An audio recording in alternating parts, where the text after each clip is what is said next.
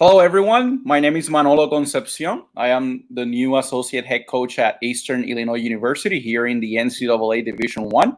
I am born and raised in Puerto Rico, where I have had the opportunity to play and coach as well, including professional level. I'm now here in the NCAA in the United States, where I have been also involved with junior college, and I have also had a recruiting company in the past. When this pandemic began, I wanted to start a project that would dedicate itself to the education of coaches all around the world by learning from background of experiences from many volleyball communities around the globe. Today, a couple of months later, here we are with, if not the best, one of the best coaches in the history of our sport, one of the best coaches in the history of sports, Mr. Bernardinho. Hola, Bernardinho, how Manolo. are you? Okay, thank you. Hi, everybody. Hola, ¿qué tal todos? Bien? Tudo bem, pessoal? I don't know how many of a Portuguese language. No, people were now Spanish or American, but anyway, thank you for the invitation. Thank you for having me here. Try to share some experience. I've been here for a long time, so a lot of stories we can share here. Thank you so much for joining us today in Volley Junkies. I invite everyone to like and follow our Facebook page where you can find this conversation. This conversation will also be available for everyone on YouTube at the end of our feed. So again, it's an opportunity for everyone to get this educational journey and maybe save it for later on as well. Please feel free to comment, provide feedback about our conversation, and make sure that you let us know where you're from. So that way we see how many people are involved in this conversation. I can see that there are people from Belgium, Madrid, Morocco, Uruguay, Poland, the US, Puerto Rico, California, Oh, Chile, Spain, Israel, Macedonia, Canada. So many countries right now watching. I oh. appreciate everyone's support. Let's get this conversation going. Bernardino, first of all, I want to know, how are you and your family throughout this pandemic? And how is your country of Brazil doing? Well, we were okay. Me and my family. Bruno, who was in Italy, my son, who plays for national team, he was in Italy, but managed to come back after 2 months. He was held at home, but came back at the end of April. He's been here with us for a month, and now with us, but now here in Brazil. Country's not that good. I mean, not so many tests, so we kind of a little confusion, right? We lack of leadership, not about just the president, but all the governors from states, also a lot of political issues. So people are suffering. I think the health system is not completely packed or and crashing, but we're still growing in number of cases. But number of cases are growing because number of tests are growing too. So Mhm. kind of but still number of death, that's the main concern. Death people is still high. Now we are a huge big country, so here in Rio situation is okay. I mean, not that good. São Paulo and Rio are the main focus, even north of Brazil, Amazon, and also suffered a lot. But right now, and people are, I think, as everybody else in the world, just trying to figure out when it's going to finish, what's going to happen, what we can do, what we cannot do. So there are different rules all over. You can do some stuff, others no. Some specific commerce, they are open some shops, others no. You can do some individual exercise outside using masks, no, for sure. No, team sports, they're not allowed, and we won't risk anything. So right now the situation is that family is okay, but we're looking our Mhm. sides. Also, we are involved. Myself, I'm involved in a lot of projects to help people. For those who know Brazil or have seen Brazil in the TV. I live in Ipanema. Not by the beach, but quite near. Mhm. And all those people who are selling ice creams or over, and they're not working. So people who are work the whole day, 24, well, the day to pick up some money at night home to feed their families. They are Wow. without a job right now. So we are trying to to involve people, to help those kind of professionals who are not having the opportunity to make money and to support their families. That's very admirable, Bernardinho. We appreciate you getting involved with the community. We encourage everyone to do the same in their own countries. Bernardinho, one more question before we get into the volleyball side. As you know, there has been a huge kind of like a second air of awareness about what's going on with discrimination around the world. Any words of wisdom, from someone as important and influential as you in sports right now? I think the most important thing is about, fighting for your people. I think we are here, sports people here together now, hanging out here today. And I think if there's a democratic environment where it doesn't matter where your religion, your race, your color, your hair, or whatever, we just want to be partners here. Now we will fight for them, they will fight for us, and we'll be together. We will fight on the court against them. After that, we're going to embrace each other and keep going. So we have a lot of my first coach was a black coach, very humble guy. He was not my coach, he was my mentor. I was 13 when I started with him till I was 18. He was for me and my brothers. My father was a lawyer. He's 90 right now. He's not working anymore, but he's still alive. He kind of let us, or asked for help for this coach, try to help me raise my sons.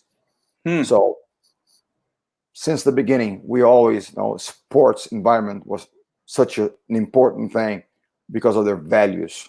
So I do think we have an important role, because that's where all people come, independent if they are this or that, they all come in here. So the way we show, I think sports have even stopped some war here and there. Soccer did that. I remember Ronaldo in Haiti, or you were there when we talked one day, and things like that. So I think we are not deep, but I think we have our responsibility. So let's try just to give the example is the most important thing.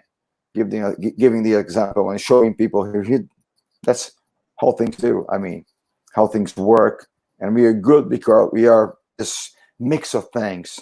One is quicker, the other one is, I don't know, more consistent, the other one is stronger. Doesn't matter, but then we make a team and then we have success. So thing is that not just talk about it, but walk the talk. I mean, this is the most important thing. And I agree, Bernardinho. It's an issue that touches us all around the world. I hope that everyone understands that beyond colors, beyond race, discrimination is a big issue that happens not just in one state, not just in one country, and it must be eliminated. How do we do that? By information, by making sure that we get to know more about each other, by making sure that we go beyond how we look. Okay. And I think that by doing that and not being silent about the injustices, because right is right and wrong is wrong, no matter where you come from. And we can all identify and recognize that we have and can do better in matters of discrimination. So I appreciate your words of wisdom, Bernardinho. I had to ask you because this is a really important issue to me. Sure. Now let's get back to the game that we all love, Bernardinho. And tell me, when you were a player, did you feel that you were going in that coaching route right away, Bernardinho? Just a little bit of my beginning. Maybe there's some signs about being a coach or not. This is my first coach when I first played my first official match under 14 or something like that. We had a paper where we kind of how do you call it? The report that we have to sign. And I never knew when I was young that he could not write. My coach could not write. Wow. Could not read well. But we never know, because I know what he did. He came in with the newspapers. My team worked from 3 to 5 14, 5 to 7, and 16. And he was coaching 2 or 3 levels of ages levels. Okay. And he asked me, Bernardinho, come here. He knew there was something on us, on our club team. When he saw the paper, some words, and then he said, "Read it to me. Read it to your teammates here." And I started, "Oh, our club did that. That's good." I started reading it louder. He listened, and second train, same thing.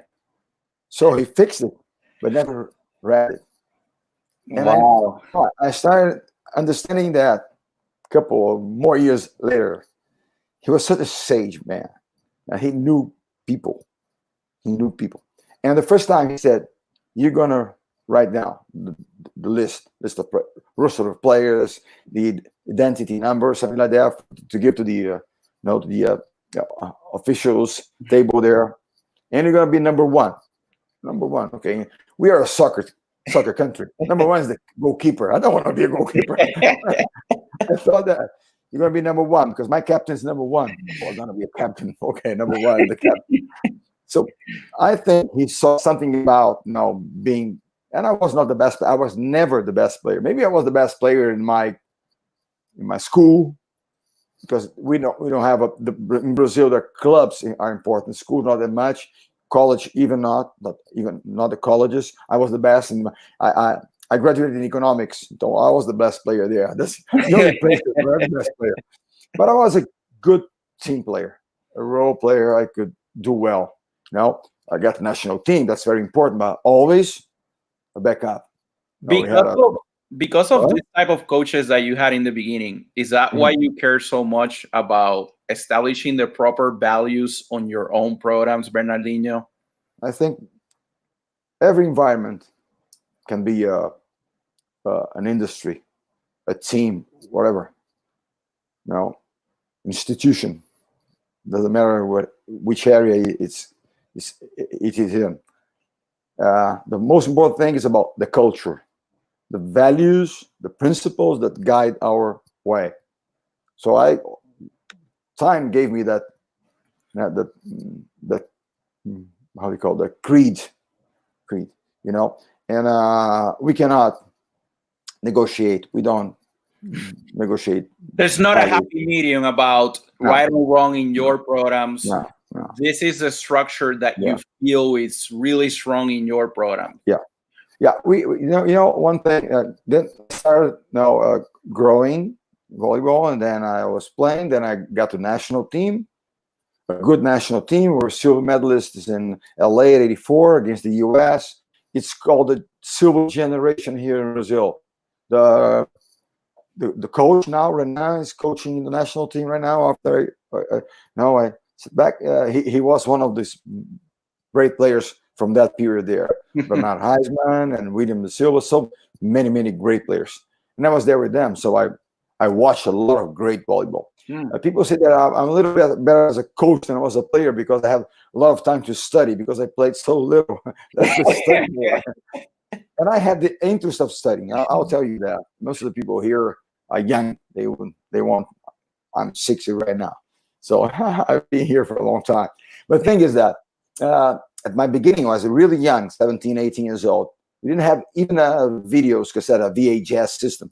We had Super 8, those things that you see in movies like Mirrors. No coaches. And the first time I watched the video, there was no editions, nothing like that. Just a video. And sometimes the camera like that doesn't matter. That's what we had. But I always wanted to watch more. We were training. I was the backup setter, and I said, I want to see more. So when we train, I'll do what our rivals do there, what the other team does. I'll try to figure out how he plays. But at that moment, what were you paying attention in film that would allow you to have your mindset on that? What were you seeing at that moment? That first moment, there's no system, there's nothing programmed. It's just intuition thing. You watch and you feel like, oh, this is the direction here. Oh, the ball was, and that was the time the ball was like slower. The game was slower anyway. But I started to look kind of the height of the ball. No, this is short ball. No, the balls go to the antenna, or what kind of sets he uses the middle blocker, more an open one, more on him, slower one or quicker one. Try to figure out bad pass, never got risk of always slower ball outside, backwards. So I tried to figure out kind of main characteristics. And I was 17, 18. But study. The VHS came in, so we had the cameras. Many times I went. I don't know. We were at the Olympics, and I stayed after the team went away with the camera. We didn't have money. We didn't have money, but it was really with the camera here. From the back, filming the match. And that's it. I remember in '80, I went to Moscow, the Olympics. I was backup setter, and I stayed many games after we played. People went to the village to rest, and stayed there. As a player, you were already recording your matches in national team. The other team matches. Many times I stayed. I asked the coach to stay. Okay, stay there. And I stayed there. He knew I wouldn't be very used to the matches. Now I'll go in, serve a little bit, some defense, and that was it. And that's okay. I'm okay with that because Sarah was much better than me. But I started there. I had a lot of interest. I was studying economics already in university.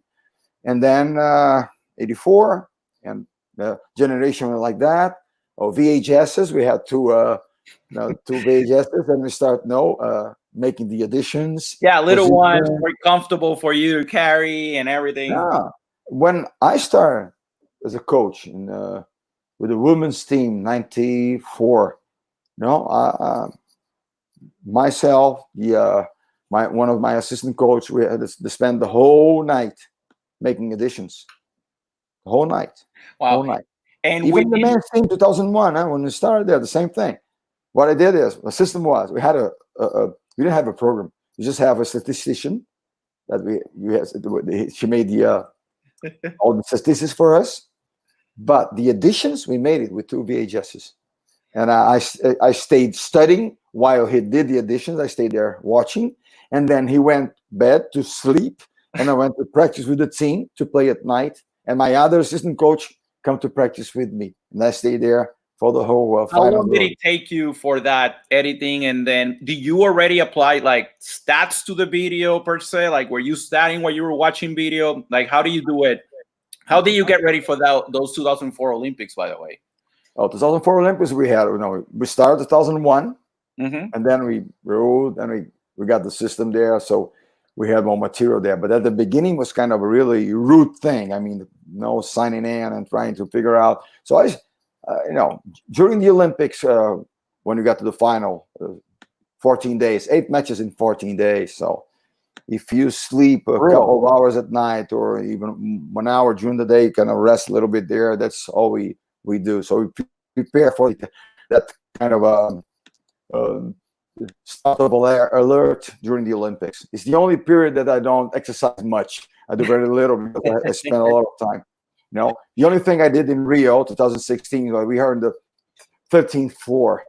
I went down by the stairs and went for the stairs to the practice, to the matches. That's all I did during those 15 days that we were playing. We were there. So, but the things that I was always interested. And then in '89, I was still playing, but working already, business. And I worked in an investment bank. I worked in a small restaurant. We started there, and still playing to make some money here in Brazil. Played for a club my last year, and then I had a call from Italy, from a Brazilian player who was in Italy, in Perugia, who is a great men's team right now. But at the moment, didn't have a men's team, a small women's team coming from second division and going down to second again. They were in the half of the season, and she called me. So, Bernardinho, there's an opportunity here for you to be a coach. I said, I had never been a coach. No, but you have all these stuff to be a coach. No, you're always there, and you're disciplined and that and that. But I had the passion. I loved it. So since that moment where you were already, trying to create this, this type of platform where you could actually become the teacher of the game in your country. The thing is that what I did as a player was kind of my interest is that, but I was not planning becoming a coach. Mm-hmm. I didn't have the plan. I mean, just happened, really happened. When she called me and said that, I started thinking about, is it possible? Because in the 80s, nobody lived from volleyball here.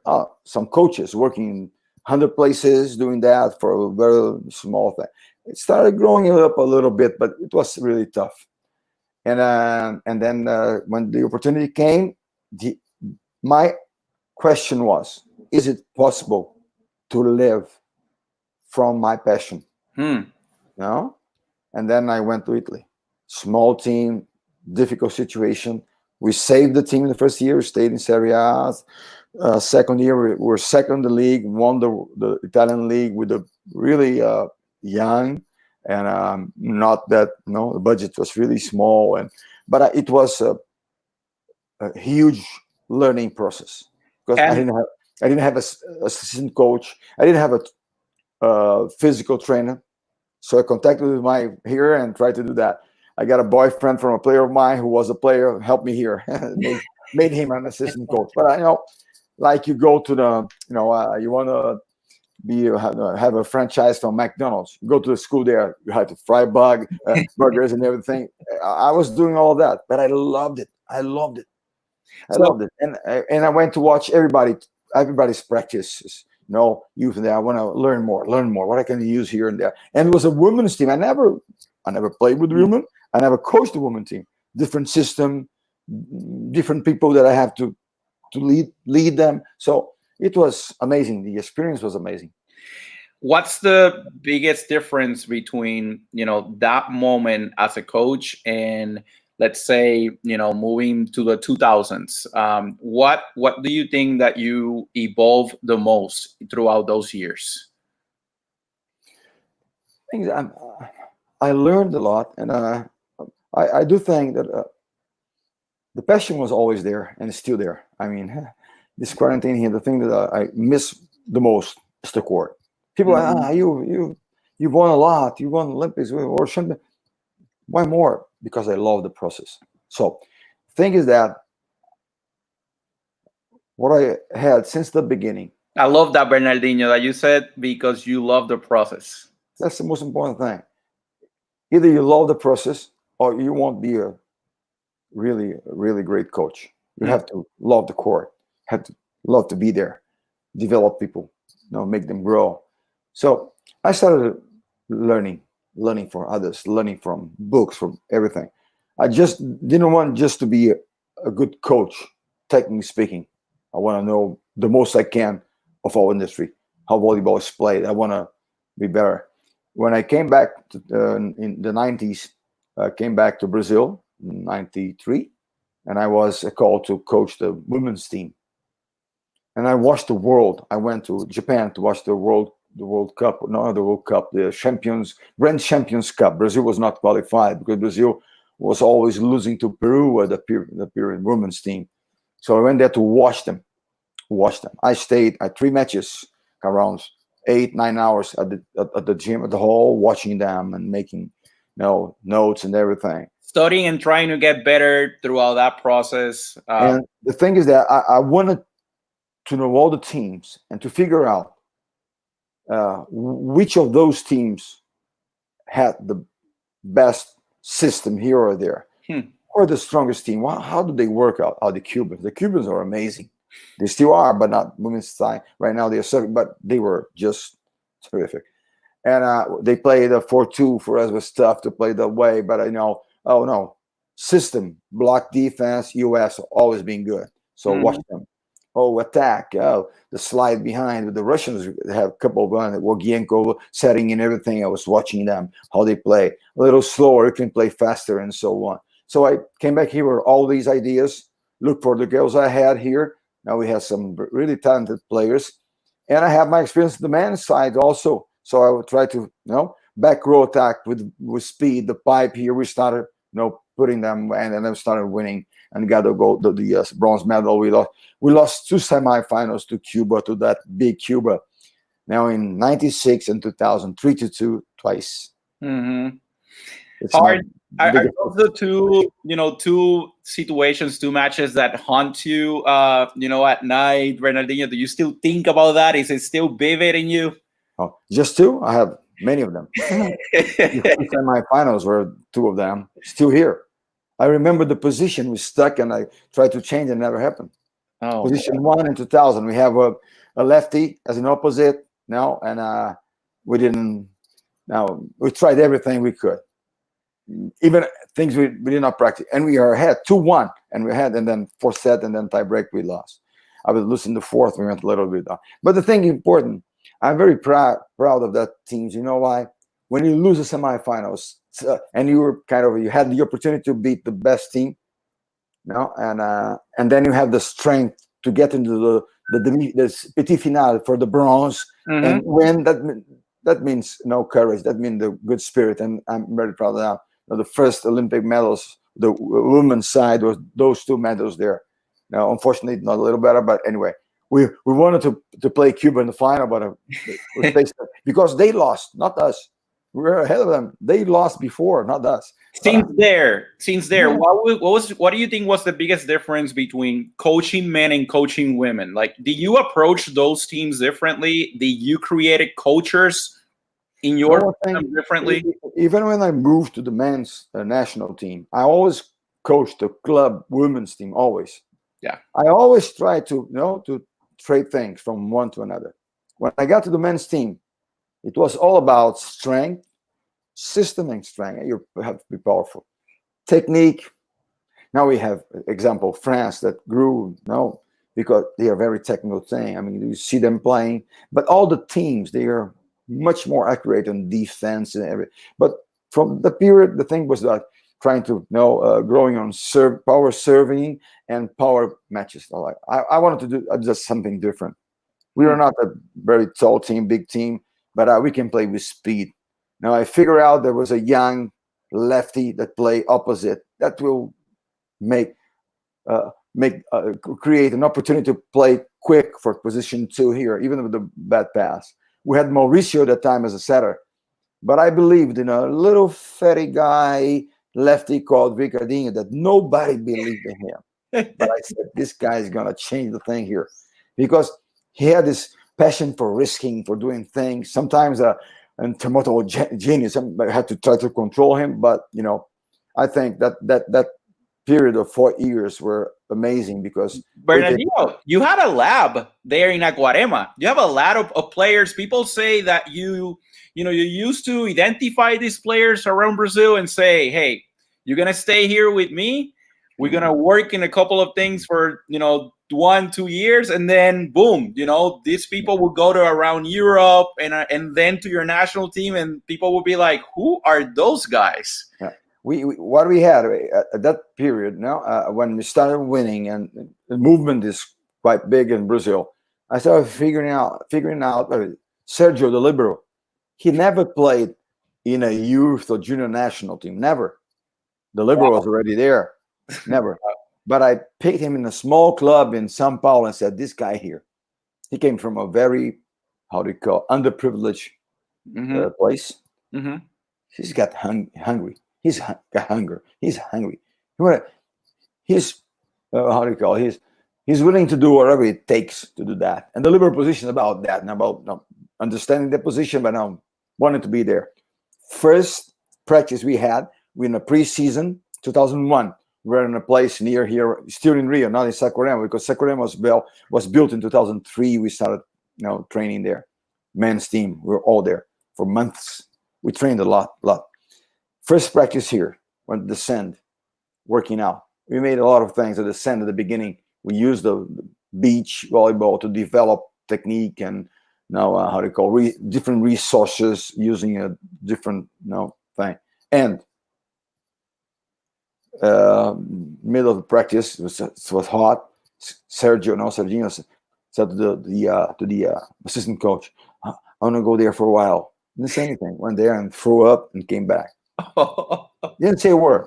I just watched him and said, let it go. Came back and keep pushing, keep going. He said, this is the one. And then he stayed from 2001 to And then became the legend that he is. I was always watching them. My second opposite, Anderson, he's not that big. Never played in a youth or junior level. Never played, but I saw him playing. Strong, little higher ball. I wanted a quick one and someone who could play a higher ball, because if we had the thing, and first time we had a big competition. He was really a kind of a, how do you call it, ingenuous, ingenuo.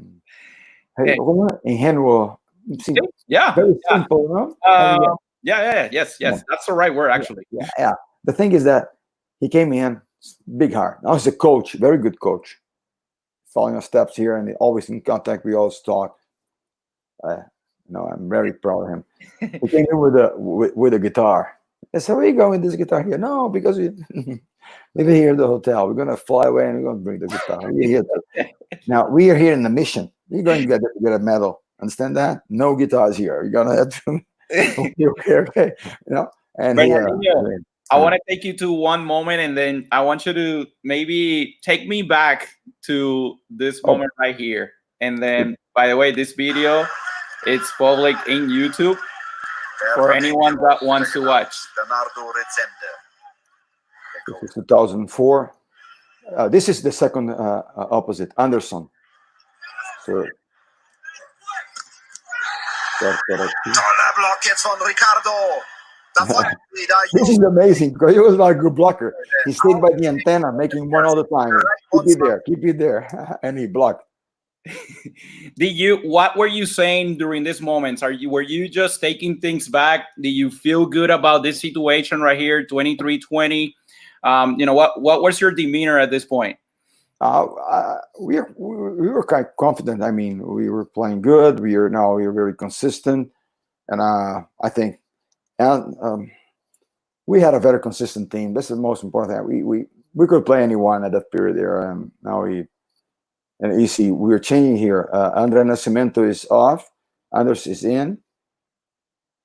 Mm-hmm. Took a block here. He closed, and then he'll get the second. This Mastrangelo. They have a very. This is a good team from Italy, but Montali, who was the coach, was with the strategic side. He was a very, very good coach, very smart coach. We beat them in Rome a month before for the World League.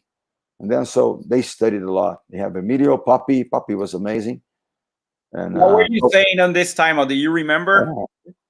I don't remember exactly what I was saying. But I was talking to Ricardo, trying, because Anderson took a block and Ricardo was furious with him. And I just told Anderson to keep looking for the fingers and not closing the ball here. But I'm talking to Ricardo to come down and he'll set Anderson again. Anderson will make the point here with the block, hands out. I'm quite sure during the rally, maybe, it goes here, it goes out. Yeah, that's it. 24. Bernardinho, have you changed your approach during timeouts throughout the years, like 2004 to now 2016? What we're gonna show soon. Yeah. I'll tell you something about these. This last generation. We won 3 world championships in a row: 2002, 2006, 2010, and then we took second in 2014 in Poland. We had switched generations. 2015, 3 in the morning, someone knocked at my door in Saquarema. It was my son Bruno, and he said, "Man, you have to treat these guys differently." I mean, my first generation with Gustavo, Giba, and Albert and Ricardo. I mean, they just wanted to be. Your son went to your room and told you that. Yeah, he was my captain, and he was a very, hard worker. So he had all the right to come and say whatever he wanted to. Right. I mean, my door was always open. They can knock and come in, and we talk. I never go too much there and there. I'm here. If you want to talk to me, just come. I'll be always. And he came to say, we have to treat them differently. This is a different generation than the first you had. The first one you had, just they were willing to be challenged every time. They wanted bigger challenges. Perfect. Okay. So what I did, first thing, I didn't switch Wallace. Now, if I put it in William's very consistent, good serve, but not powerful serve. Wallace could either come and make a real powerful serve or make what we kind of hybrid serve. It's not a float serve. He kind of make the movement for the strong serve, for the jump serve, and then at the last moment he floats. Mm-hmm. They are in position 6. You'll see when the tape goes on. Mm-hmm. They're in position 6. So Juan Torrena just served in position 1 there, and Lanza is in position 4, the other outside. They have Birarelli in the middle. They have Gianelli here and Zaitsev. If everybody here knows that Italian team, who are the best hitters they had, best attackers, Juan Torrena and Zaitsev. Mm-hmm. And all the numbers that I had here and the study that could prove that. Lanza was kind of ups and downs during the match, and it was up. When I put in Evandro, who's going to block in our position 2, okay? Luke Cowan's in the middle, and Lipe was in our position 4. Here the system is, the thing is, Wallace will serve, the hybrid serve on Juan Torrena, trying to speed down here, or trying to make him a little late for the pipe. Yeah, at least Okay. occupied on the back row. Mm-hmm. Back row. Okay, first thing. So serve there with the intention to go there and serve on Juan Torrena. Evandro has got all the responsibility from 3 to 4 to the other side. I mean, all the left side of that team is just Evandro, 207 against Lanza. If Bruno was there, maybe Gianelli could choose set on Bruno, who's smaller one. But with the Try to match it up, yes. Yeah. So the matchup here, Evandro and Lanza. This is match ball, Olympic gold medal ball. So you see that when he makes the serve, Juan Torrena makes a little bit. The ball is off the net. The pass comes off the net. With the pass off the net, Gianelli was 20 years old right now. Mm-hmm. At that moment, he was 20 or something like that. He wouldn't risk a B pass or to beat a He will go high percentage. who he will choose. On Torrena passing the ball, B pass without the first tempo in a good situation. He would go to Zaitsev. That's kind of talking here. When he served there, Lucan had the only instruction is, we call it like that, so from the middle, position 3, to our position 4, to their 2, to their right side. Forget it. Okay, with this bad pass over there, you wait, but with anything just there you're gonna get there before. So you see that the pass will go off the net, and he will go there, and they are already there. Lipe and Lucan together. So let it go. We always get. If something is really, really important for you, you got tense. And courage is not about not feeling fear or not feeling nervous. It's about how you deal with that. So things that you always feel. It's such an important thing. All of them were feeling something. But I think the only thing that can fight the fear or the insecurity or something is the feeling of deserving. I mean, you train hard. You did whatever you could. You studied. You did whatever it took.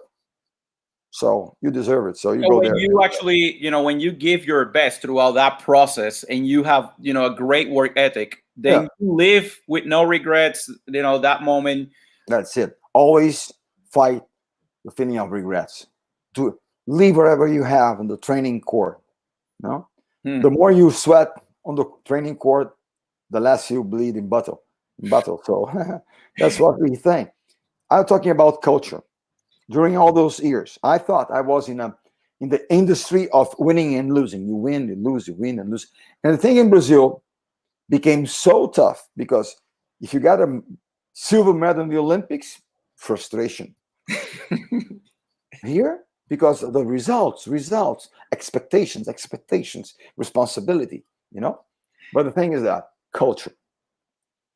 And I understood that my industry is not about just winning and losing. Winning and losing are byproducts of our work, daily work. My job is to create an environment where people can growing and developing themselves so the results will come. That's the only thing I try to do every year, and still doing in my women's club team. Bernardinho, you have a really famous quote that says, "Discipline is the bridge between dreams and achievement." That's part of what you're talking about, right? Developing that culture by discipline. If you ask any of your players, whatever level they are, what's the most important skill, characteristic of player of a champion to be a great player? They will say discipline. Thing is saying, and then thing is working out every day. It's not about motivation, it's about discipline. You don't wake. I wake up willing to go and do because but I love it. But not everybody goes. Oh, today we're gonna make an hour of blocking train. Oh, I don't like training block. Block is no, it's boring. No, but you have to do it. What makes you do the right thing is not the motivation, is the discipline. You know you have to do it, so you develop. Discipline is about saying no to what you want to do, to say yes for what you have to do. Let's just play. It's always funnier. It's let's do that, but we have to do different things also. But culture, I think this is maybe the most important thing about being a coach or being a leader or being whatever you are, whatever environment you are. First thing is about, and I read a lot about American coaches in all sports. They write a lot there in the United States. Now, a good season, there's a book in a good season in basketball and football. And there are a lot of great experiences. You like Lombardi a lot. A lot. Lombardi, read Arkball. I read a book in Arkball. He said a thing. I never con my players, so they'll never con me. One of his quotes. So, first principle, first value, integrity. Sometimes it's going to be tough, but I have to be fair. Otherwise, they're not following me anymore. No, okay, it was but it's fair. How do we balance that? How do we become disciplined? How do we make sure that that everyone is doing the same things and is abide by the same manners, but at the same time we have that flexibility where they feel vulnerable enough to make mistakes in front of you? It's one thing. Vulnerable. You have to show transparency. So if you feel that way. So transparency.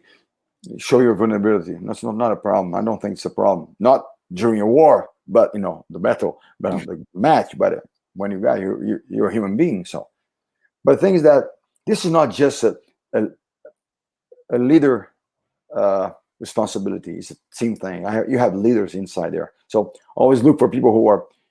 I always kept people from the other generation, Sergio and then Bruno, who are the flag man of our culture. So the thing is about, first of all, at the basis of everything, so we trust each other. Now it's about trust, right? Oh, he's tough on us, but I trust on him. There's a quote in a book called Instant Replay. Instant Replay was written by a former Green Bay Packers who played for Vince Lombardi. When the replays were started at the TV long time ago, when they won the Super Bowl at that period there. It was maybe first Super Bowl, second Super Bowl, whatever. And he said, don't think about the coach, Lombardi. He said, most of the time during the season, we hated coach. So much pain, hard work and challenge and pushed us and pushed. We hated him. Some moments we loved him. He was caring. He took care of us. He was worried about us. He supported us. Some moments. But during the whole time, we respected him. We knew he was trying to make us better. He was trying to make us get there where we wanted to get. Our main job with the youngsters is trying to convince them to do something they are not willing to do sometimes. To win something, to get something they are willing to get. Bernardinho, but how do we battle this instant gratification obsession right now of I want it now, Bernardinho. Don't tell me about 8 years from now. I want it in this Olympic cycle. Right. How do we battle with that? How do we keep the mindset on the process, but also with the end in mind? Thing is, it's not easy to, it's not a scientific thing. It's about the process. You have to show things. You have to know. Leaders are like storytellers. Well, that's what happened here. No, I did that because I studied that people there, that team there, that guy there.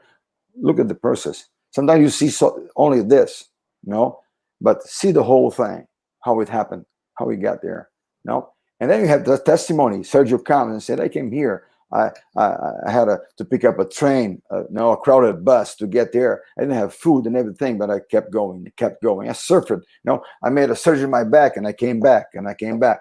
So it's about the process. I mean, it can win instant thing, but consistency is about So while talking about coaching, and I got there, integrity, the basis of everything.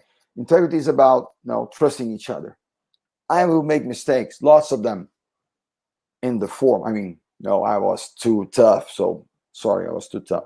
But they cannot doubt my intention. No. Okay, I understand that. He's a little like that. No, he's a noisy guy. Okay. Each one is not. I'm not. No, the best form, not my form, but that's the way I am. No, if I stay like this, I'm not like this. But I respect and admire people who are their way. You're passionate about what you do, demonstrative about what you do. Transparency, first one. Second thing, what I learned during my career, and I believed in that, it's about hard work. We are in the culture, hard-working culture. I do believe in that. They can over-talent us, but they will not overwork us. And that's not about just the volume of training. It's about studying. It's about being committed. It's about being fully engaged. This is working. When you rest, you're working. When you demonstrated the team spirit, we always I proposed that in 2002, and they agreed. That first was maybe it was the first sign that we had a bunch of guys that were willing to build up a team, a real good team. Do you have any pushback because your son, who is one of the, if not the best setter in the history of our game, was your starting setter? How was the process of selling that? He was a captain of your team. What type of of winning habits did he develop around him in order to create that type of trust? When I made a decision to bring him in, he was a third setter. He was kind of a young national team, and we were at that moment. Ricardo and Marcelo were the two first setters, and then we had one moment, the problem there that I had to send Ricardo home, and then he came in, and it was tough. Not inside the team. Team was tough because now the press and everything, and now in Brazil, everything's about all people, and we have 100 million stakeholders here that love volleyball. So everyone has an opinion about it. Everybody. We have 100 million coaches. And the thing is that he was my son. But the most important thing is sometimes you have to make a decision. Forget this decision here, having your son or not. A decision on the team. And you make the decision. The most important thing is about how your team reacts to that. Do they believe on your intention? Do they think you were fair? There were justice in what you did, or they think you were partial, unfair, or whatever. If they think that, you're not the leader anymore. You can be the coach because you have your name here as a coach, but you won't have to be the leader. So they agreed. They knew I had to do something at that moment, and he was just on the line. Should be what other come in. A lot of critics, other coaches also. I heard lots of things. Do you but feel now he was one? And one thing. Go ahead. He's not the most talented setter in the world. He knows that. He just had an interview a couple of months ago, and he won the World Club competition with Civitanova, Lube. If you name one competition, whatever, South American Games, Pan American Games, World Championship, World Cup, Olympic Games, club competition from nationals to world thing. He won unless one of them every. So in terms of track record, he's the number one. But he said, I will never be considered one of the best in history. But I'm not here to be the best. I'm here to make my team win. The only thing I worry and focus is making them better, making them work, and the team win. Sometimes I think my hands don't go as they should. And one of the most there was a kind of a research and Q&A with great people from volleyball. Andrea Gianni from Italy, when asked about the 5 best players he saw playing, he put Bruno in. That was, and I admire a lot. I have a great consideration, respect for Gianni, or the player he was, the coach he is, the person he is. I knew him. He was really young, long time ago when I first met him. But I'm sure he didn't say that because he's the most talented. Mauricio and Ricardo from Brazil were much more talented than he is. No, the Chico from Argentina, Hans, and others. But for what he gives, he was raised like that. He believed in that, and that's it. And it's not the best, but the thing is that making people win and doing whatever it takes to win. So Bernardinho, you said something about you being timeless. Basically, you as a coach, you wanted to move on in 2016 to let other people come in, but you did develop a big base of development in Brazil. Yeah, like a big base of getting a player after player after player after player. Can you talk a little bit about talent identification, but also combined with the intangibles that you brought to the table? Sure. Thing is that I do believe what I did. At the beginning when I came in with the federation, was the former Olympic Committee president, Mr. Nusman, was the one who hired me. And many years later, he went to the Olympic Committee to be the president and came to now he's the president of FIDB. We have no good relations at all. He was kind of pushed away from here, and he fell up. The thing is that we never invested much in we are in South America. So every couple of years or every year, our young teams went to Europe to play, because you have so many countries playing. You can be there and play. So we have to have this exchange of experience and so on. But he tried this when I started with the men's team. Investment was going down in the youth. What I did, I started watching. I was there with Mauricio, Ricardo, and Giba and everything. I already started watching for the next generation: Lucão, Bruno, Eder, and so on. What I did is I identified a club team that has a very good relation with the coach and the structure, and I tried to push them all together to that team there. It was not a federation thing. It was a thing of mine. At that period, for example, this generation here, Renan, who's a great friend of mine, is a head coach right now, great guy, great coach.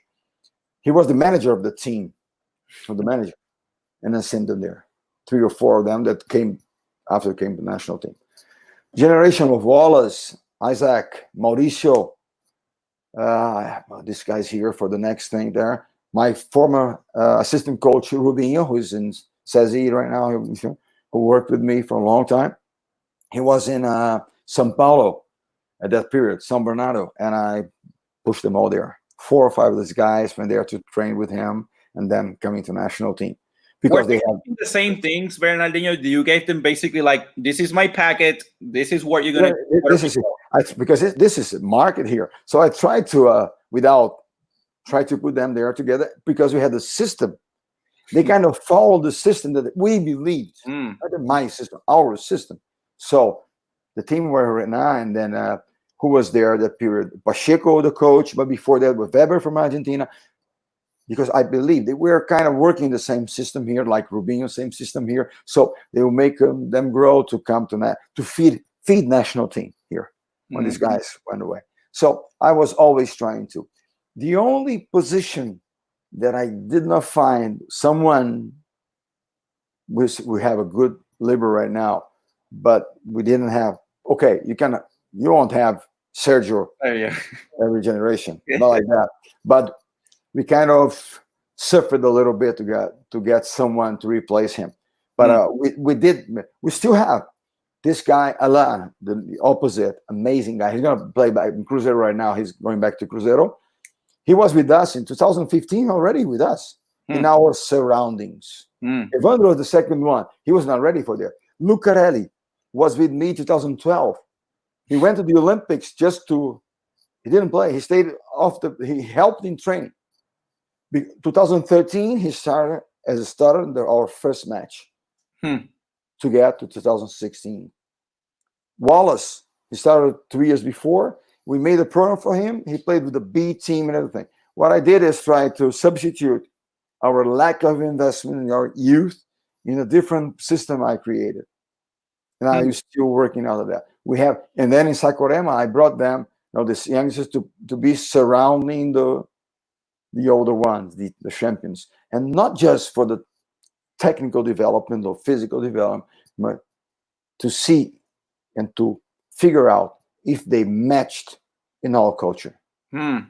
If they did not, the group will say, you go. Out. Either you change here or you're out. Bernardinho, can this be done with not so many resources? Like, I don't know, now I'm talking selfishly about my country of Puerto Rico. Can this be done, in situations like that, or maybe other countries in South America or around the world that say, you know what, Brazil has been this powerhouse for so long. Do they have all the money in the world as well to get to the point that they are? Not at all. But I'll tell you what, let's study. Let's watch out. Peru, women's team, 80s, 70s, 80s. Do they had much stuff? And they raised a great team. They didn't have, after the program, they didn't refeed the whole system. They had problems to keep that level. But it was amazing. Small country, no traditional. They developed there and became amazing. Silver medalist in the Olympics, silver medal in the World Championship. The thing is that smaller resources, fewer resources, more difficult. Brazil could be much better in sports in general because we are a continental country. But if you come here and watch and see our structure, the sports structure, you see they do even more than what they could, because sports is kind of and my biggest concern right now with the pandemic and everything is that sport went to the last place of the line in investments and sponsors and so on. Lots of clubs closing, and so it's tough moment. We have to figure out how to, for example, I had a cut of 60% of my budget. First thing I did, I worked pro bono this season because I had to deal with my players to reduce their salaries. How can I propose someone to reduce their salary if I don't reduce mine? Mine was 100%.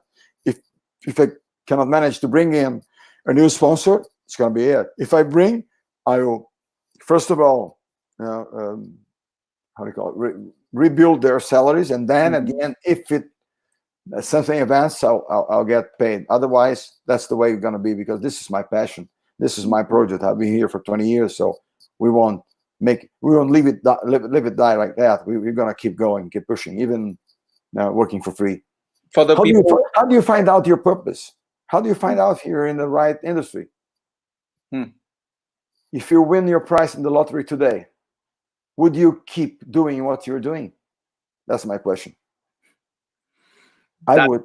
That's where that it matters to you the most. That's where if I miss so much the game now throughout this crisis that I cannot do it, I cannot be there with the players. Yeah. I think that this is how we know that this is what burns inside of us. And in terms of player development, what are some keys that you have for the people watching around the world? Like what are some things that you have done with these players that you have identified in order for them to become, this powerhouse that they are today? Let's talk a little bit about technical development, okay? One thing that worries me a lot in the action nowadays is that in our generation, maybe we go out to play volleyball. Now go to the beach and then we play. When you go and you play, you develop things. But right now, you got one of those big guys that play volleyball or something. He never played, an open court or something like that. He went to someone saw him and bring him in here, started playing here, but never played for fun, like Started the whole afternoon. Your mom called, you come back home. No, you stay. No, just one more, and they just kept playing there. Thing is that, so we have to bring in things like that, playing, so you can develop this kind of, feeling, this kind of magic or something. But most important thing is about repetition. But sometimes repetition is boring, so you have to mix up fun, that competition, the good competition, with the needed repetition, the adjustment of movement and things like that. So we did a lot of repetition, a lot of it, and I tried many times. Let's go outside. Now, in the whole season, we practice here in Rio, all my club team, in Urca, just this army thing there, and they have some open courts, sand courts, and many times you go there so we can play a little bit more, and we had a little bit of fun. Some never play on the sand, so they but but you develop things. Well, I have to, you're going to be slower on the sand, so if I'm slower here, I have to develop something to try to get to the ball. So, instinctive things come in. Not to be a great beach player. You can even find someone, but that's not our goal. Our goal is to, and then some competition things. If you get to a higher level, people today, they work a lot in just goals. When you make the team practice, you kind of fix goals. Fix, and then you try to get there. I mix up many times. I don't fix goals. I go on the repetition and situation repetition, like red zone, like work up and bad pass. No blocks allowed. So you tip the ball. Create tough decisions there. So we create decisions and we repeat those situations. When at the beginning, when Bruno came to national team and we talked about training, one thing is that we train so much tough situation. When match come, it seems easier. It's easier because now you're experimenting that. Because the thing is, how do you develop some things?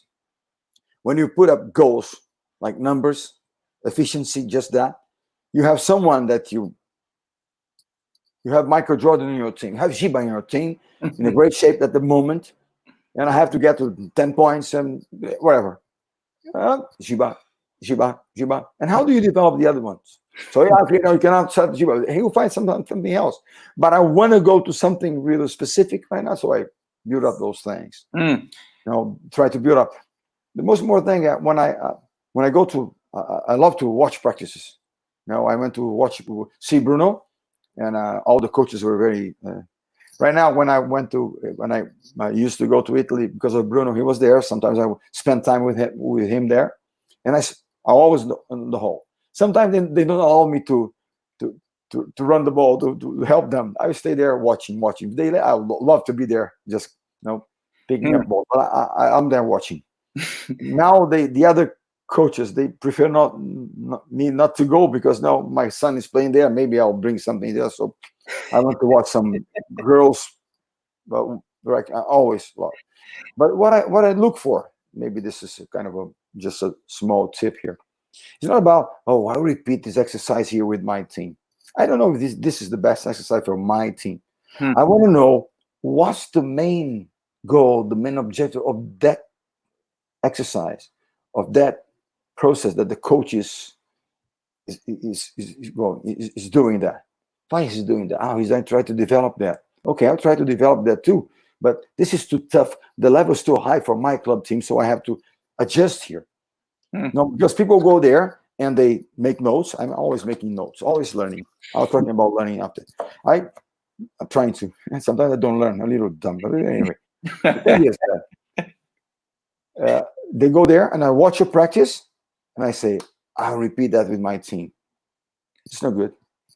Hey, and within this philosophy, how do you balance then, block and random, in your training, in terms of the learning perspective that we're going now, and now talking about the science of the game, the loss of learning, how much block type of training do you do, compared to like sintético, compared to the random type of training. Let's go. Well, if I understood well the question of the thing, I'll talk about I worked national team for a long time. I started with the Serie A team in Italy, but not a strong, very strong team, with a team. But I'm mainly always in a very good level. What I do here now with the women's team, we work now our standard preseason thing. We work twice a day from Monday to Friday. Wednesday, just one practice. We have in the morning, we almost never jump. So the middle blockers, they will, how do you call it? They will run, make spostamenti, dislocamenti, how do you call it? They make movements, they read, and they move, but they do not jump. They like situation like that, technical thing, then they repeat. I have a setter there, setter setting. I run as I was going to block, make the whole movement, and then I get someone coach another coach's defense here. He's the ball. So the setter, the blocker goes to the block and goes to that ball there to set that ball. Now sometimes we have a blocker get the second ball to set. Say, oh my God, the middle block is gonna set. Oh, dang. But the thing is, and we repeat and we run and we run. It's physical reading, technical steps, side, cross, and then setting real situations. And the setting the other side, she's setting a good pass, so she reads, and then she set a bad pass, and then come back for the other middle blocker to come. And they, for example, every morning, and we make groups in the morning. While one group is in the fitness room, is lifting weights or doing some stuff, specific stuff, some specific physical stuff. We are working here, then we change. Not the whole team every day, but mainly we work out physical stuff more than the usual. So not better or worse. It's our way. So that's what you like to do, basically. We do, and we are used to kind of develop the culture of doing that. So that's what we do in the morning. And then the setters, a lot of sets and defense and sets and defense. And then we have the second group that comes in. Normally, in the first group, we have the opposite players, middle blockers, and setters. Second group is about passers, outside or even liberos, or even an opposite that can help you on the pass. They stay there. So we make a lot of defense, ball control, and passing. If you look out the world right now, great passers becoming fewer and fewer. No, very little number of it. But it's about repetition.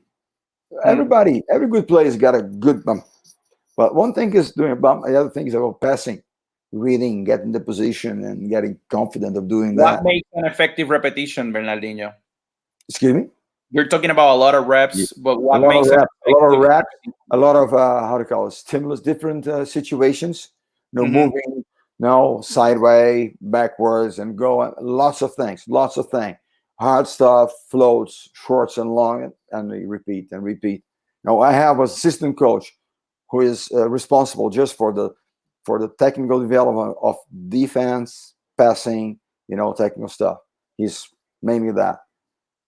The other one and myself, we work with middle blockers mainly and setters, and then in the afternoon, we always start with some serve. Sometimes we do in the morning also. We mix a little bit, but mostly during the warm-up, serve with the liberals there, and then they serve. Then we go jumping from serve to block, and it depends on the period we are, a little bit more or less, and then the teamwork. Then it can start 3 against 3, 2 against 2. It depends on the period, or just team, focusing on some situation, some other team you're gonna face, you're gonna play. So it depends on the period we are. So that's mainly the main thing we do. The main program is about that. But I do believe in. Then it's about absorbing that and then believing on this kind of thing. And for sure, now we will use Vert and programs to that are more specific and allow you to kind of like understand each of the players. Before I ask you about the learning process, I want to ask you, you are known to build probably the base for a modern offensive system. What are some keys of developing an offensive system at different levels? We have when we are trying to establish, I have to establish a process. I was trying to figure out the words. Now, sometimes we watch a young guy or a young girl trying to hit a pipe, a quick pipe, like you saw in the national team playing. First thing is about approach, getting the ball, control, and everything. So you start doing that. Then he said just one step. No, you kind of shorten. No, just one step, and then make it quicker. But it's a process. It's a process. Otherwise, if you want to, you watch that and want to make that. If you, I want to play quick.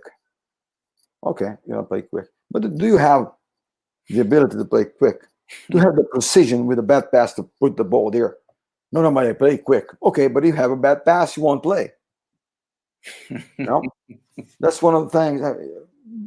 First thing first. You're talking about a setter. Setter is the core of the offensive system. Is it precise? Okay. Is he readable? Easy to read because of positioning here. So let's build it up. And now I'm going to speed up. But the thing is, do you want to speed just because you think your speed is good? Do you have the players to play quick? No. That's the key there. So that you have to think about personnel before you understand how quick you can play. How quick you can play, or what kind of strategy, what kind of system you're going to run. It depends on what you have. At the beginning, I had Andre Nascimento, lefty. We can play quick. We have to play quick, and we play quick, and we play quick very well. But when Leandro Bisotto came in, the higher ball, he could not play that quick. We make it a little quicker, but not that quick. But then when Wallace came in a little high, but we managed to. But it depends. Outside. Bear. We had 4 amazing outside hitters at the beginning. We had Giovanni from '92. We have Bear, the captain. We have Giba, and we have Dante, who was becoming an outside. He was an opposite in 2000 in Sydney, who could play very quick. Giba also. Bear, no. And if I try to speed up, he'll lose efficiency. He wouldn't play a ball like an anticipated ball like Giovanni. It depends on him. It's just a little slower ball. We try to figure out where we can bring them up. One example is when I watch the women's national team. I've been friends with the coach that we were players, so I always admire him a lot. And not just respect, admire, and really, really great fan of him. He's amazing. And when I watch this team playing, his team playing, I told him once, he depends a little bit on passing because his opposites, most of them are lefties.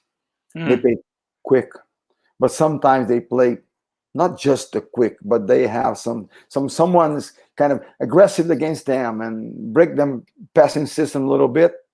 Maybe because they play in a very quick system, it depends a lot on passing too. So have to figure out some options for that. Just some different ways that they can actually bloom within. That you're in a high school or college. Who did we manage to recruit? Who did it? We got that one. Okay, now let's think about what kind of team we're gonna build. She's a very good opposite. She's a good setter, good libero here. Let's figure out what kind of systems perfect for this people here. I don't have a fixed system here. They bring in, but they know it won't work. It won't work. It depends on that too. Where do you start? If you want to start a team, what do you think are the most important positions correlational to winning? What are the positions that you emphasize the most and first? Depends on the level, but lower level, someone to put the ball away all the time.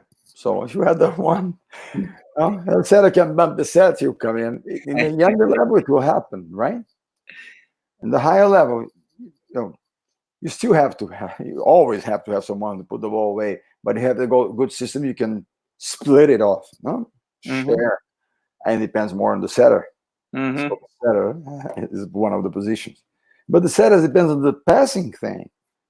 No, otherwise you just put the ball up here and there. I could play bumping the ball here or there. Okay, no, but the setter, no, and so it's difficult to say. I've seen great teams, and when you think about the team, you think about when you think about I don't know how many women coaches we have here. When you think about the Serbian team, women Serbian team, who do you think of?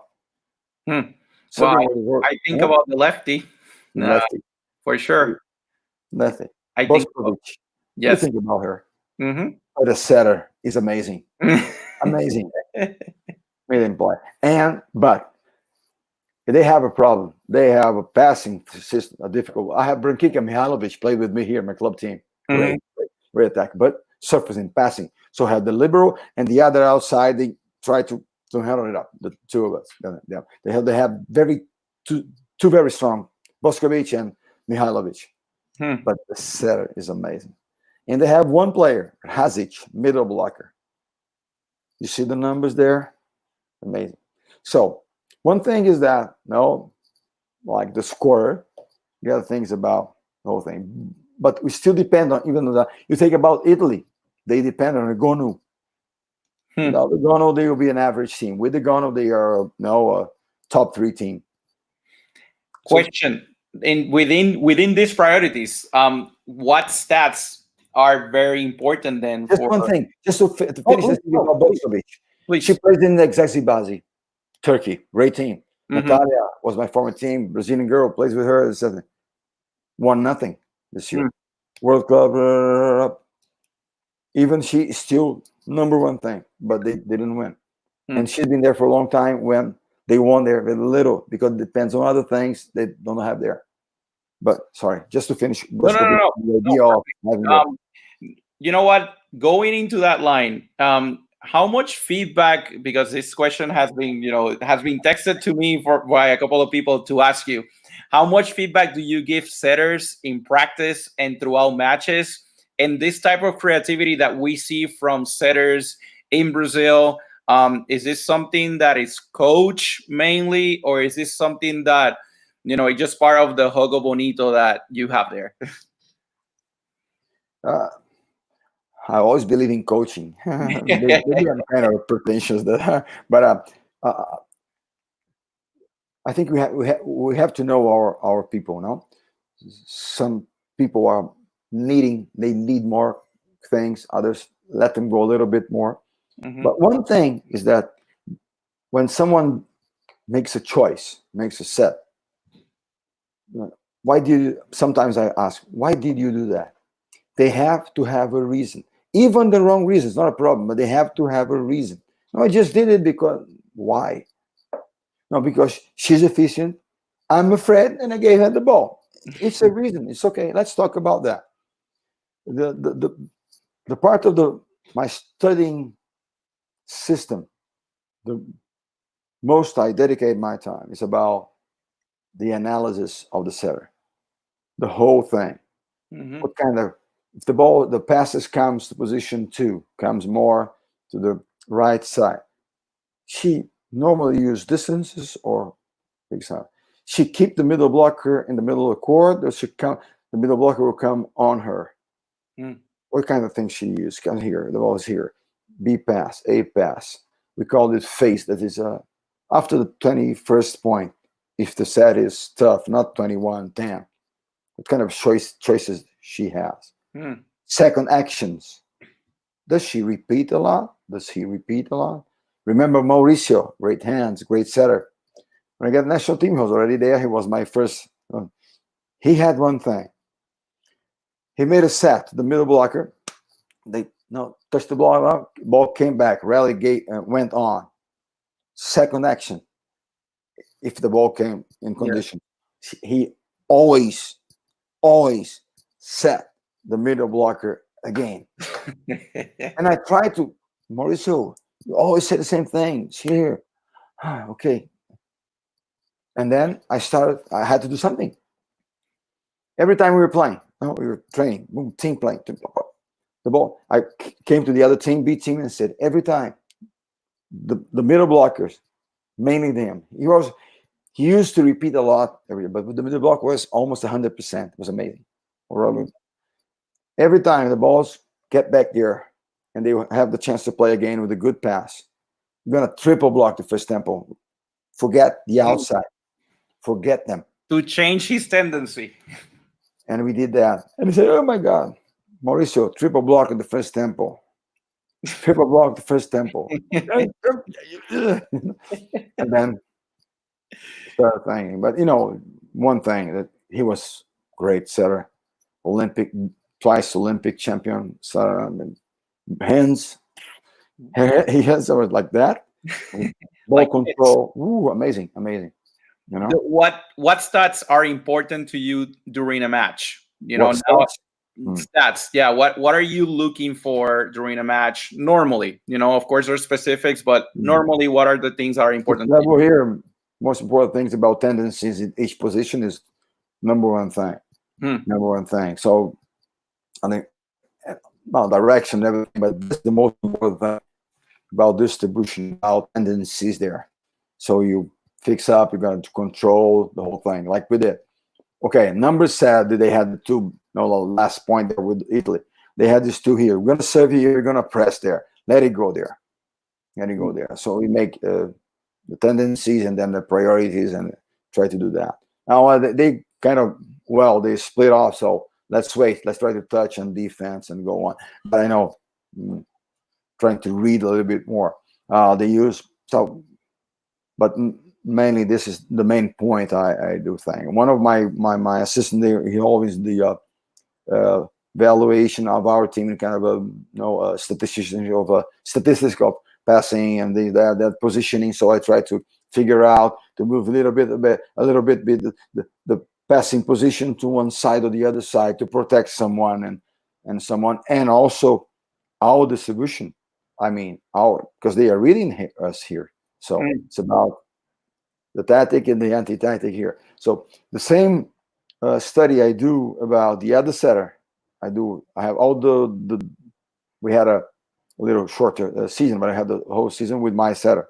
And some of the tendencies she had in another team where she played before, she started with me. She was a hitter, Camila, 20 years ago. And I told her, she came from the youth team of Brazil to play outside, my fourth outside player. She was 17. And I told her, you're going to go to the high level national team. You won't be as an outside. And we started setting. Before the practice, she will come and set. And then she's here with us again. When I talked to her about reducing the salary because of the budget went down, she said, you gave me the chance. I'll be with you. I'll stick with you, whatever you tell me. She's amazing. But we worked a lot on her tendencies. Because I read her a lot when we played against each other. So you spend more time on your team, on your side of the ball, and then the opponent. So number one, it's like your own tendencies, your own patterns, getting better on your own side of the ball. Yes, and we spend much more time here, our parent. And then when matches come, we adjust to them what they do. But sometimes when we are doing it in the morning, the technical stuff, without them knowing, I already watched the match that's coming 2-3 days. The rival who's coming 2 days in front of you and ahead, and you start positioning without knowing. Let's make a little shorten here. Let's open here, tension here. A lot of tips from the setter, so we keep there, without saying a word about the other team, but already figuring out positioning them. And then when the instruction about the other team, we normally for bigger matches, when we play, we have 3 to 4 sessions of video and studies. We start on the court, on the wall, sit here, the first things, and then the main things, and then we went to the specifics, the other days, the day after, and then the match we have in the morning, or if we are away, we have in the morning and in the afternoon before we go to practice. Normally we play at night here in Brazil. Bernardinho, two more questions. One of them is, what makes a good player a good learner, basically? What's the key of being a good learner as a player under your values and your principles? When you look for the players, those who can recruit players, who are play college level or even club level, national team would try to bring the best in that you see, and sometimes you bring up a great player who is not a great learner, because learning is about the mentality, is about people's skills. One thing I want to learn. But we have to try to create a growth mindset. I want them. I hate when we lose waste of time and talent. I hate that. When you go to make a warm up, one-on-one here, make the best you can. The warm up there. Don't lose your time. You're just wasting time. Just deliberate practice. Always. So you start there, learning. Everything. I tell them, life is a process of learning. Every opportunity is an opportunity. When you lose, what's the only thing you take from a lose? What do you say? The only thing you take off from a tough loss? Well, a learning experience always. A learning experience. Yeah. If I gave my best, I feel with no regrets, but it's always a learning experience. That's it. That's the most important thing. When you learn, you don't lose 100%. You lost that match, but you learned something more. And the thing is that show me a new mistake, because when you don't learn, you keep doing the same mistakes. And when you do not accept responsibilities, accountability, people have to. It was my fault. Because if you don't, because the referee, because the setter, because then you won't get the responsibility, and you won't learn. You keep pointing to others, but you have some part of it. It's yours. So I'm so glad that you mentioned that concept of the growth mindset, that Carol Dweck have written many books about it. I invite everyone to do the same around the world, to look for books of Carol Dweck, who is a pioneer in this subject, embracing mistakes, understanding what is a fixed mindset versus a growth mindset, and how do we deal with those mistakes could very much determine how much we learn throughout the process. Bernardinho, my last question to you is, you have won 30 major titles in 20-something years. How do you want to be remembered other than the obvious wins in your resume? The medals are here because my wife put them here, because it should be in somewhere, someplace like. Look nice, by the way. Oh, there's some nice there.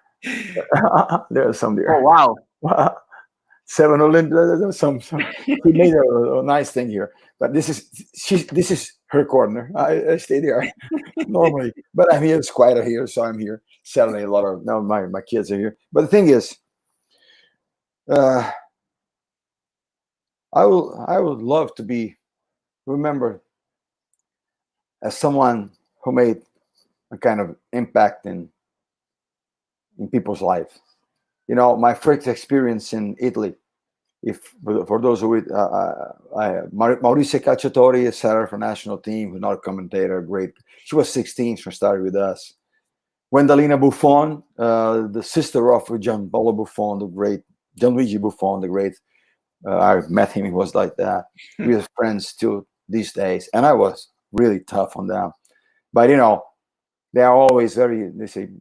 I reconnected with Carmen Pimentel, Peruvian, who played with me in the beginning of the 90s. So I would love to be remembered with someone that makes some kind of impact in all those players' lives. And I've been very blessed to have the opportunity of working and training and shouting, crying from joy, crying from pain or whatever, with lots of great youngsters, lots of great people.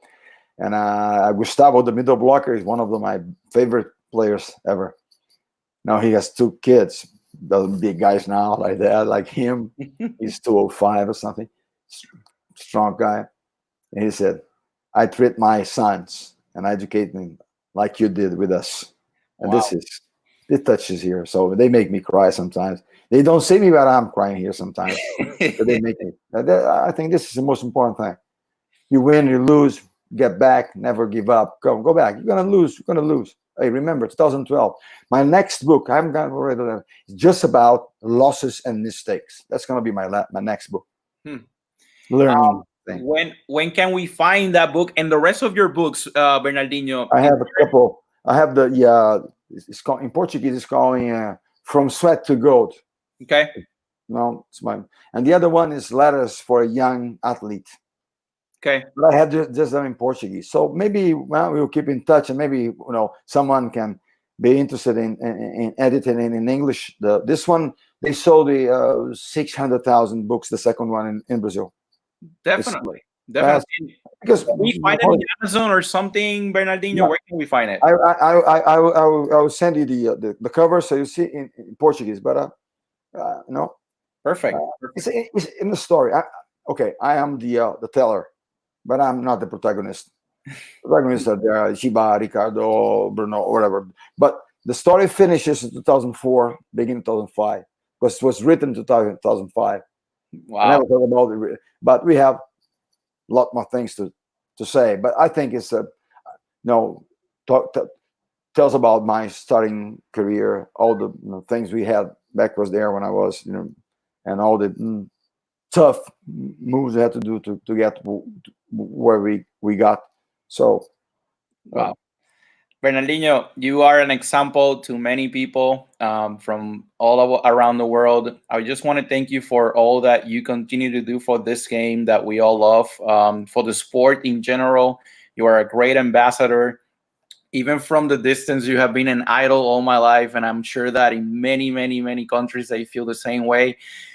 People, players, coaches, opponents, they all talk highly of you because of the character that you reflect. And the teams that you coach are the actual reflection of who you are. So again, I just want to thank you for this great opportunity. Believe me, for you, it was an interview. For me, it's an experience that I will never, never forget. So thank you so much for this honor. I'm grateful. And hopefully, we continue to get better as a sport. We continue to get better as learners and understand that we can learn so much from you, Bernardinho, not just of the obvious trophies and the wins, but how they happen, what you built, those values that are non-negotiables on your culture. And as you said, leadership, culture are the 2 most important things. And then along with the integrity of the players and people that you surround yourself with. So thanks so much for your high integrity, because you have provided that not just to your teams, but to the game itself. Thank you very much for having me here. Thank all the guys who are here with us. And I think one last message here. If you already found what you love, don't be easy, always. Sometimes it's going to be tough. But if you found what you love, die doing that. Don't give it up. Keep it there. Keep on the court. Keep near to the things we really love. Passion in Portuguese is the courage. Courage is about the core. It's about heart, doing with the heart. So let's do with courage in our sports. And there are 3 F's that we use, me and Bruno always. It's about focus. Now, força, that means strength. In our language is F. Focus, foco. Força, strength, and faith. This is the main important thing. Focus, strength, and faith. The 3 F's for us, 3 F's for you. Doesn't matter. Guys, thank you. I have to go now. You are very much. Obrigado. Gracias por la oportunidad. Gracias a todos. Obrigado. Everyone can find this interview in YouTube in the Volley Junkies channel. Please go like and follow the Facebook page as well. See you, everyone. Until next time. Thank you. Bye-bye.